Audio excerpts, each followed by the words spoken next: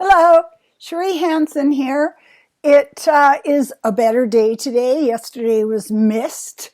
The mist came in and looked like a Japanese landscape painting. The mountain was gone. There was gray everywhere.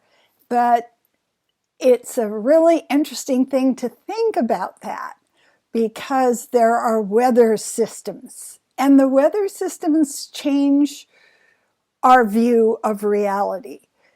The mountain is not there, but I know the mountain is there because I saw the mountain on another reality day when the weather was clear. And so today in my meditation, what came up for me was the concept of what color is the sky on your planet? I see my life as like going into a museum and having dioramas. There was a Neanderthal period of childhood. There was the Cro-Magnon period of adolescence. And as I walk around my life and view it, I come to see that I can't see. We come back to this. We perceive, we don't see. We perceive that this is reality. We perceive that we're like fish in an aquarium. Some aquariums are saltwater, and so all of the fish that are in the saltwater aquarium are saltwater fish. Some aquariums are tropical, and so all the other fish that are swimming around are tropical fish. And this is what we do in our lives. We have people around us who share our paradigm, who share our perception of reality. And it is very soothing. I know at a time when I was really invested in scarcity mindset. I mean, I really worked at it. Whenever I do anything, it's intense. It's like there's not enough time, there's not enough me, and so I'm going to work harder and harder. And this is kind of the interesting thing, the logic that goes on here. If you believe there isn't enough time, you're going to work harder and you're going to work longer and you're going to work 70-hour weeks. And then there's less and less time. So we end up tying ourselves into a knot. And I mean knot. a negative flow of energy, a negative flow of what comes to me. And so the more I fear something, the more I invest in it. And the more I bring around me other people that believe the same thing. So it's as if you're on a planet where the sky is pink and the grass is fuchsia, and the water is neon green. And so everybody sees the same thing. And it's so comforting. It just makes us feel like we belong. The hard part of living is to realize that we are creating our reality.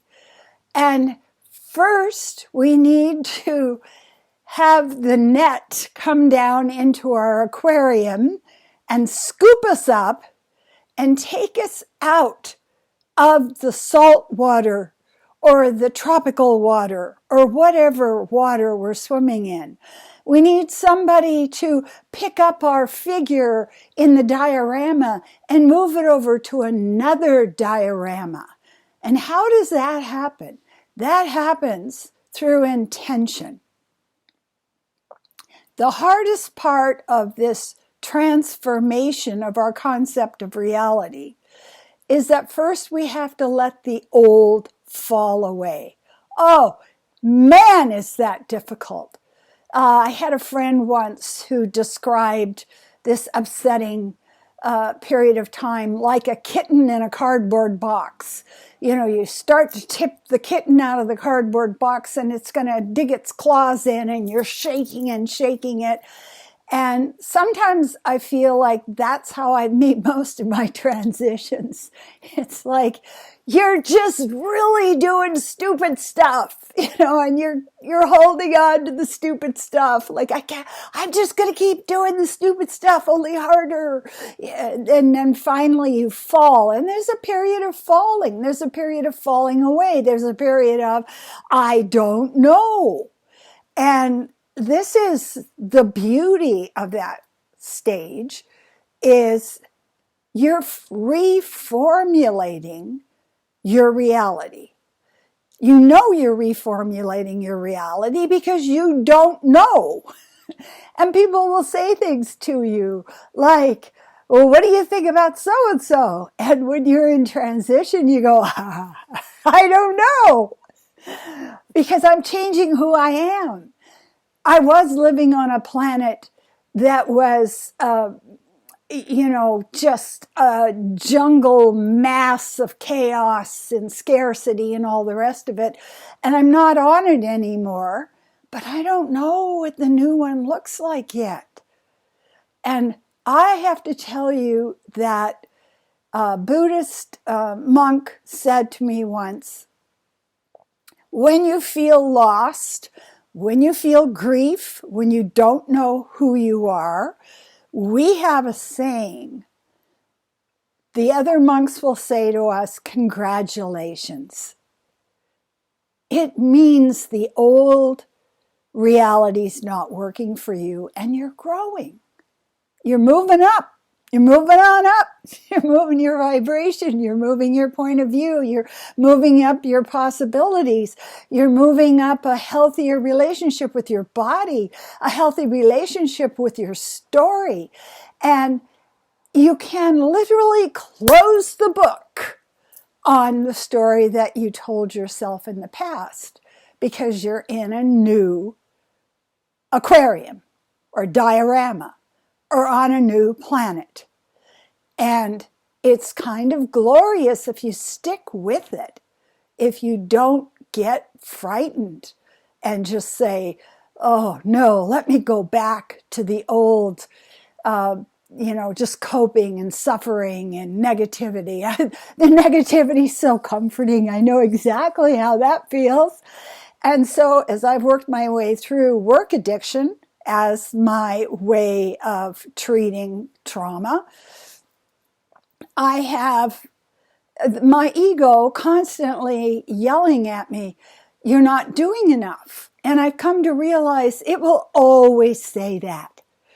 I could work 700 hours in a month and my ego would still say, you're not doing enough. So now I accept that. I accept that that is the patterning in my brain. That is the way my ego works with me. And I just keep focused on what diorama I want to be in. And the diorama I want to be in is a meadow on a mountain with flowers growing. And, somebody is singing the sound of music and children are laughing, and there's a library, and there's a thrift store, and there's a symphony playing, if I want to go over here. Just peace and beauty and calm. And that is what I'm investing in as my new planet. So I am here to tell you that you can do it. Be aware of how the old patterns call you. Be aware of the kind of reality you're creating with your actions and your thoughts. And start out with the body. Get into the body. Feel the body. Grieve what the body has experienced.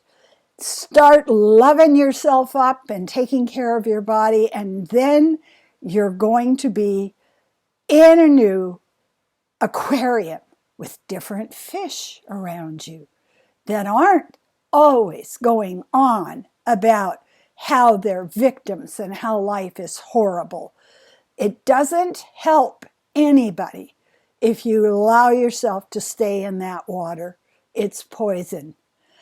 So thank you very much. I do want to mention that I do clairvoyant readings. I have a very, very clear channel, and I can help you form a contract with yourself. You know, who do I want to become? Let's make a contract and let's start working with the idea of building neurological patterns in your brain so it's not so difficult. I also am offering a workshop called Meeting Your Ego that's in my house. I would like to thank you from the bottom of my heart for watching my videos. I would also like to ask you to subscribe and like my videos. And if you know somebody who's on a planet that looks like an asteroid just hit it, and there's nothing but darkness and ash in the air, please, please share the video with them, because there is a way out. And the way out is to step back and be mindful and watch what you're creating. Thank you so much.